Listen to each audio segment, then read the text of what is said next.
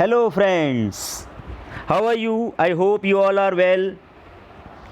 Today we are going to talk about the chapter Nature and Scope of Human Geography of your class 12 book Fundamentals of Human Geography. So okay friends, let's start the discussion. We all have studied what is geography in previous class 11th. Geography is a study of earth, its description as a home of human beings, that we all know. And what is human? Human beings are always influencing nature and nature is influencing man.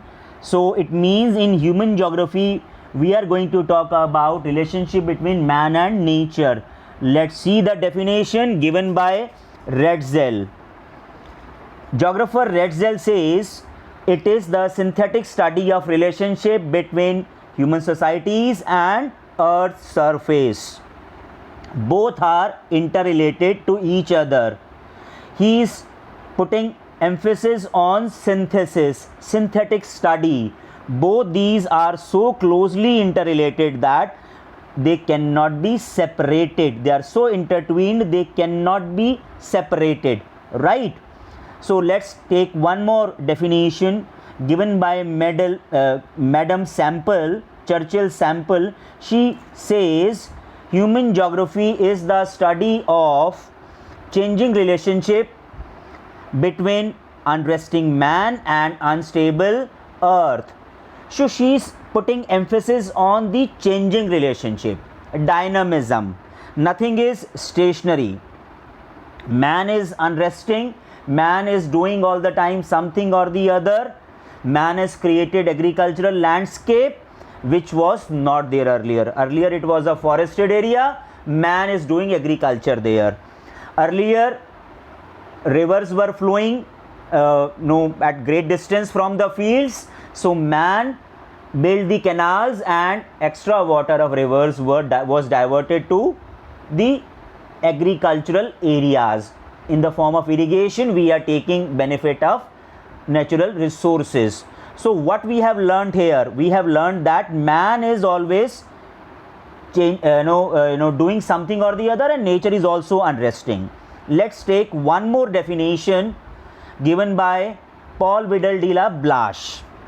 He says conception resulting from a more synthetic knowledge of the physical laws governing our earth and of the relations between the living beings which inhabit earth. So he is talking about better understanding.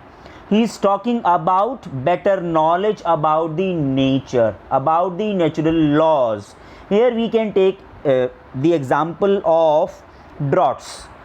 If we utilize rainwater properly and store water, we can utilize that water during summer season when there is no water, and in this manner droughts and floods both can be tackled very nicely, and barren lands also can be reclaimed with the help of natural resources, right?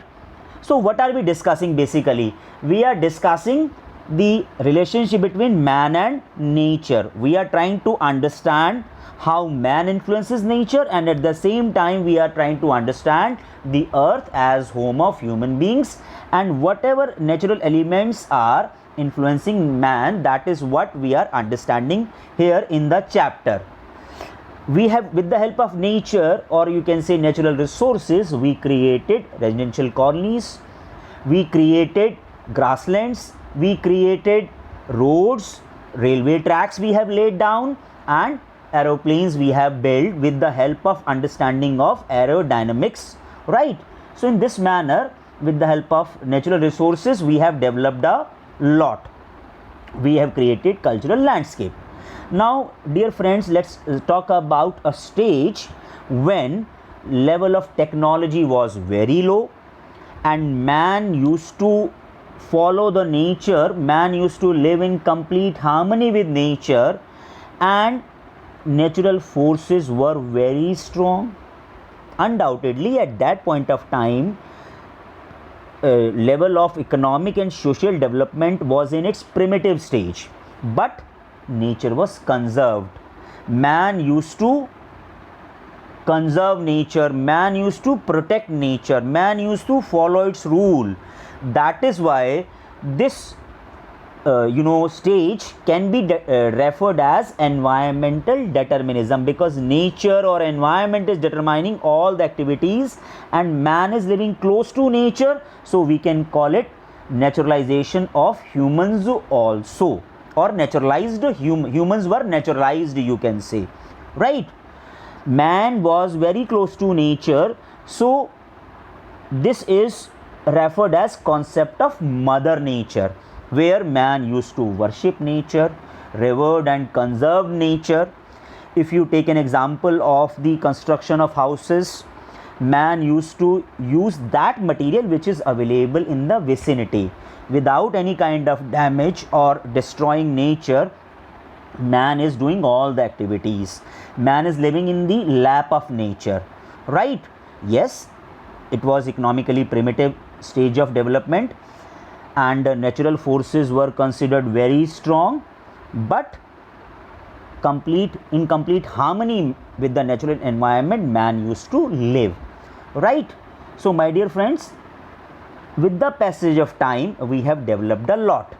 We understand the natural environment, without the understanding of natural environment we cannot develop, we cannot create any kind of social or cultural landscape. With the knowledge of natural resources and with the help of better and more efficient technology, many opportunities we have created.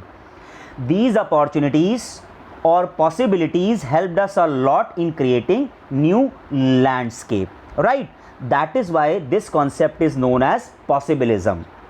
Okay, but when we develop a lot, at the same time several problems also we had to face.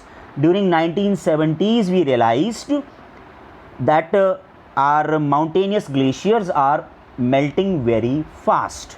At the global level temperature is also increasing a lot, and at that point of time we realized we should have a middle path, we should have a madhyam marg where nature is conserved and with the help of natural resources development process is also continuously, it prevails.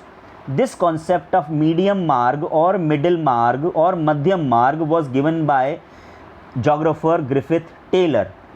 He gave an example of a red signal where we stop and we look around, and when passage is clear, light is green, only then we move ahead and we allow others also to cross the road. So what is the situation where we are not in very low level of development stage and we are not completely free? Freedom is there but with some restrictions.